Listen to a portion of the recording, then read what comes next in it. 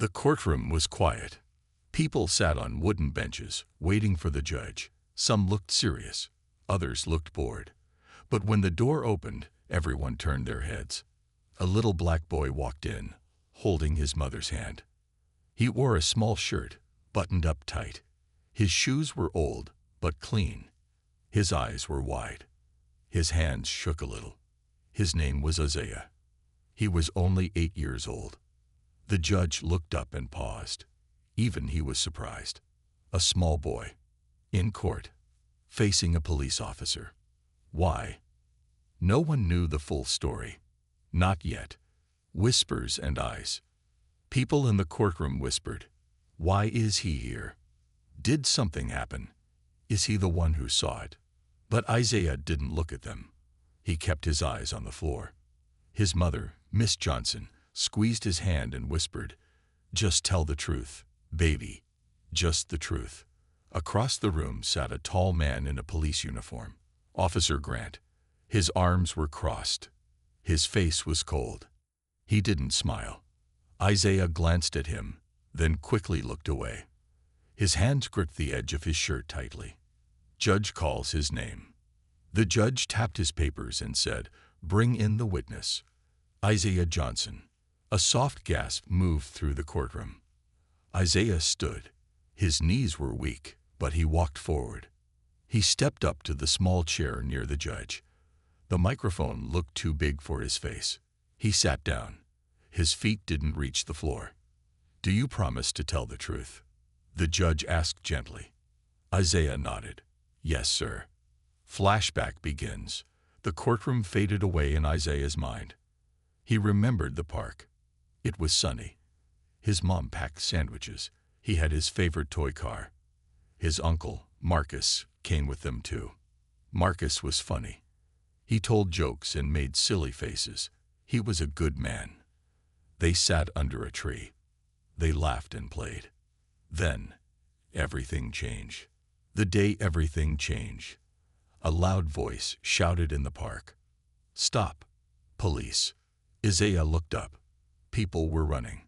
Someone screamed. He saw 2 officers chasing someone. But then, one officer, Officer Grant, stopped and looked at Marcus. Marcus was just standing, holding a juice bottle.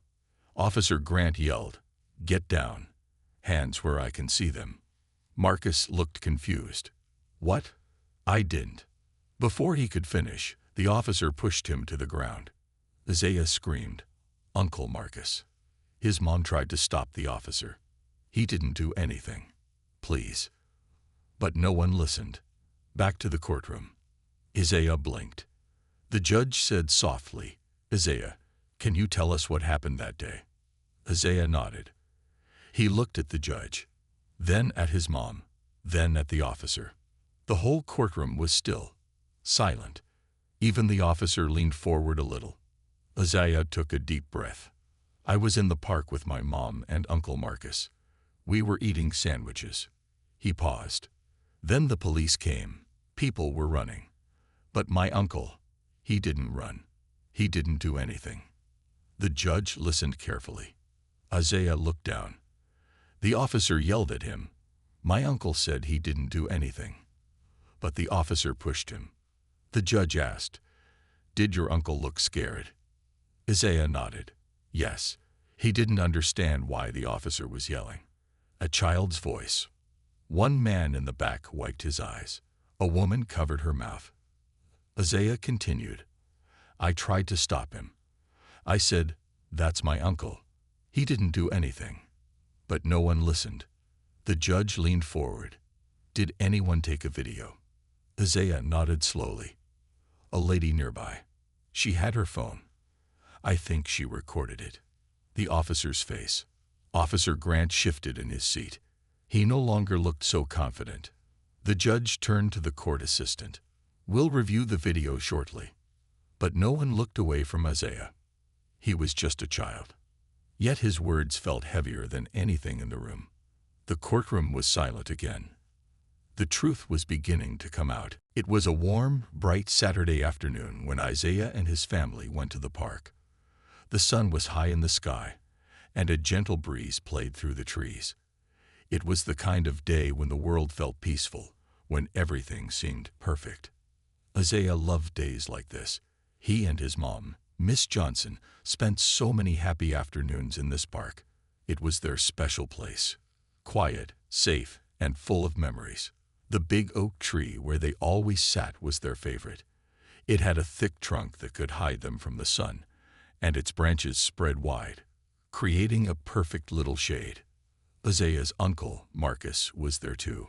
Marcus wasn't his real father, but he might as well have been. He was the man who helped raise Isaiah when his father wasn't around.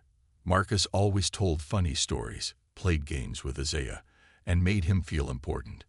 Marcus was the one who taught Isaiah how to ride his bike, how to tie his shoes, and even how to take care of his toys. Isaiah's mom was sitting nearby, reading a book. She had a soft smile on her face as she watched Isaiah race his toy car around in the grass. It was one of those moments when everything felt right. Isaiah didn't want anything to change, but sometimes change comes when you least expect it. The trouble arrives. Isaiah had been playing with his toy car for a while when he heard shouting in the distance. He looked up and saw a group of people running. They were moving fast, as if they were scared. Isaiah's heart skipped a beat. He didn't know what was happening, but something felt wrong. Before he could ask his mom, a loud voice broke through the air. "Police! Stop!" Isaiah froze. He saw two officers running toward a man who was walking calmly in the opposite direction. One of the officers pointed a finger. "Get down on the ground." The man turned around quickly. He was tall and strong-looking, with a beard. He seemed confused, almost surprised. Isaiah's eyes widened. It was Marcus, his uncle. Marcus didn't do anything wrong. He was just standing there, holding a juice bottle. Isaiah could see the surprise on his face, but he didn't know what was happening. Why were the police yelling at him? The confrontation. Isaiah's mom stood up quickly. Her heart began to race. "Marcus, what's going on?" she called out. Marcus raised his hand slowly. "I didn't do anything. What's going on?" The officer didn't listen. He stepped forward, grabbing Marcus's arm roughly. "I said get down on the ground," he shouted. Isaiah could feel his chest tighten. His breath came faster. He didn't understand. Why was the officer yelling at Marcus? Why was he treating him like a criminal?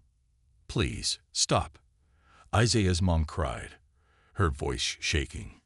"He didn't do anything. Please." But the officer wasn't listening. He shoved Marcus to the ground. Isaiah screamed, "Uncle Marcus!" "No." Tears filled his eyes.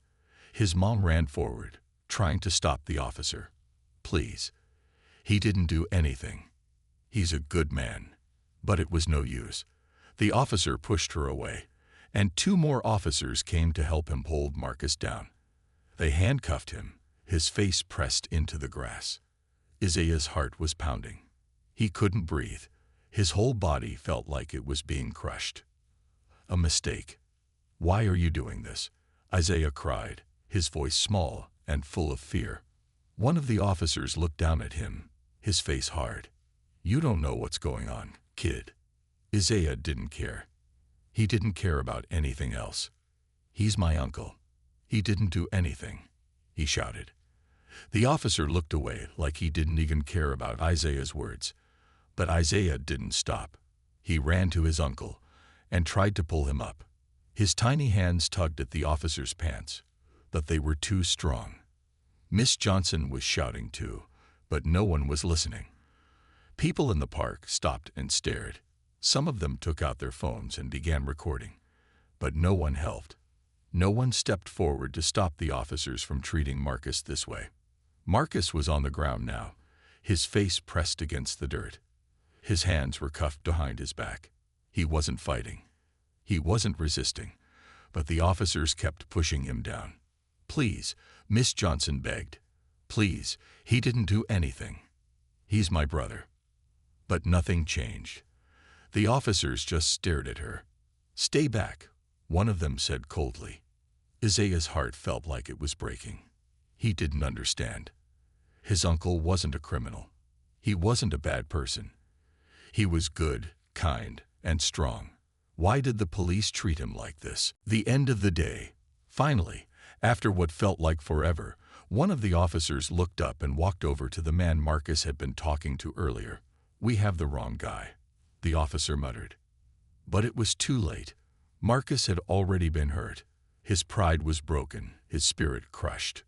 Isaiah watched, wide-eyed, as the officers uncuffed Marcus and let him stand up. But the damage was done. The shame was there. The fear was there. Miss Johnson helped her brother to his feet, her face pale and full of worry. Isaiah looked up at her, his eyes full of confusion. He didn't understand why this had happened.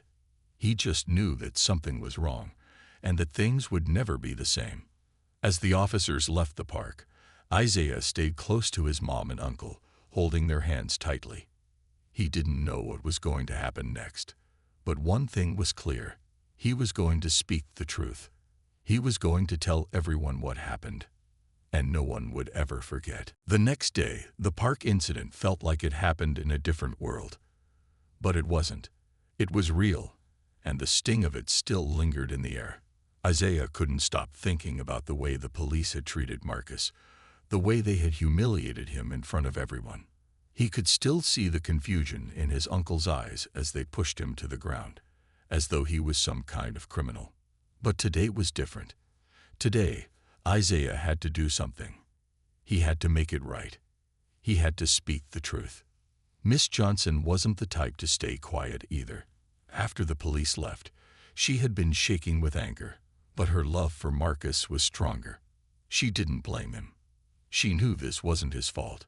She knew that it was the officers who had made a mistake, but they couldn't see it. They wouldn't see it. By evening, news about the incident spread like wildfire. People talked about it in the streets, at the store, even online. Everyone who had seen what happened that day in the park was talking. Some said Marcus deserved what happened. Others said it was wrong. Some even called the police out on their actions. But the question remained, would anyone listen? Would anyone understand what had really happened? Isaiah couldn't stay silent anymore. He wanted to help. He wanted to make sure his uncle's name was cleared.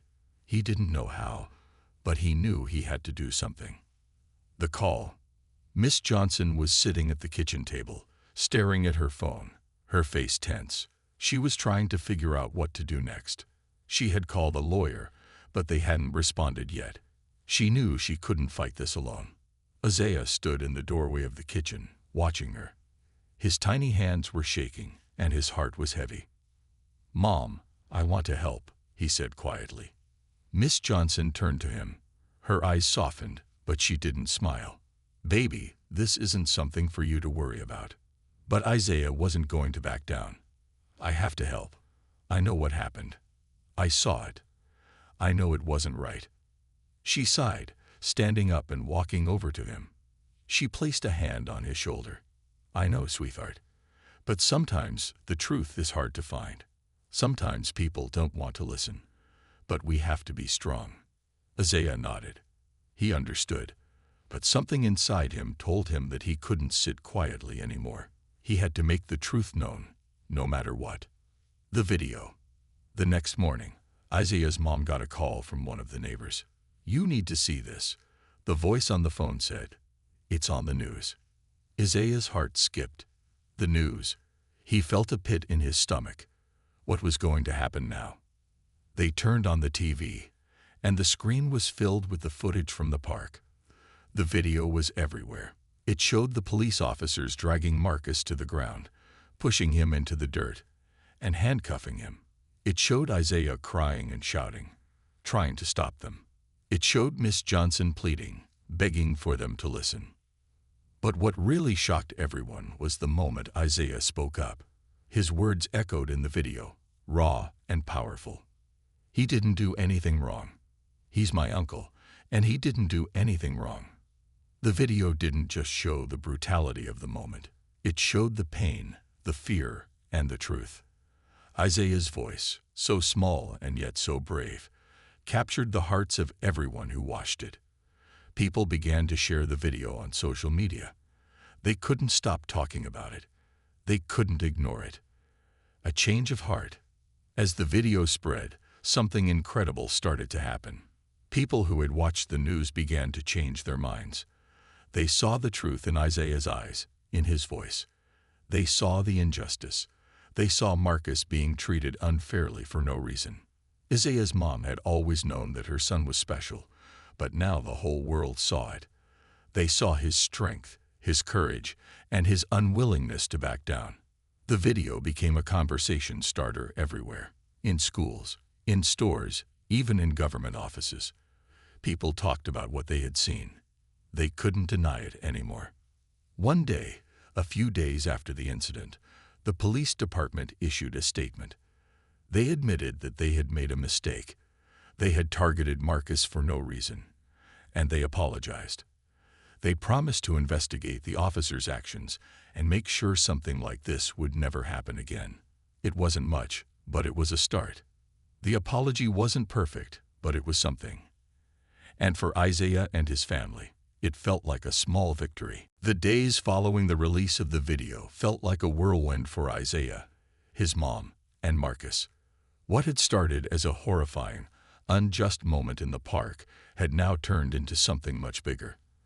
The video of Isaiah's voice, so small, so powerful, had stirred a fire in the hearts of many. People who had remained silent for too long were starting to speak up. They were demanding accountability, demanding justice, and most importantly, they were listening. But with all the attention, things were far from over. The officers involved in the incident hadn't been forgotten. The investigation into their actions was underway, and it was clear that more was coming. The media wouldn't let it rest. The police department couldn't sweep it under the rug. Isaiah's words had started something, and now the world was waiting to see what would happen next. Isaiah didn't fully understand what it meant. He was still a little boy. He wasn't thinking about headlines or media coverage. What he cared about was his uncle Marcus, his mom, and his family. He wanted things to go back to normal. But deep down, he knew it was impossible. There was no going back. The pressure mounts. A week later, Miss Johnson received an unexpected call. The police chief himself wanted to meet with them. He had seen the video and wanted to discuss the next steps. Miss Johnson's heart skipped a beat. It wasn't every day that a police chief called a family to meet. What did this mean? Isaiah watched his mom worried. He knew something big was about to happen. He could feel it. "What do you think they want?" he asked quietly. Miss Johnson shook her head. "I don't know, baby, but we have to be strong." They didn't know what to expect when they arrived at the police station. The building felt different now, cold and intimidating. The last time they were here, it was full of anger and confusion. Today, it felt like something bigger was hanging in the air. Inside, they were led to a small meeting room where the police chief sat, waiting for them. He was an older man, his face tired, as if the weight of the world rested on his shoulders. He stood when they entered and motioned for them to sit. "Thank you for coming," the chief began, his voice low and careful.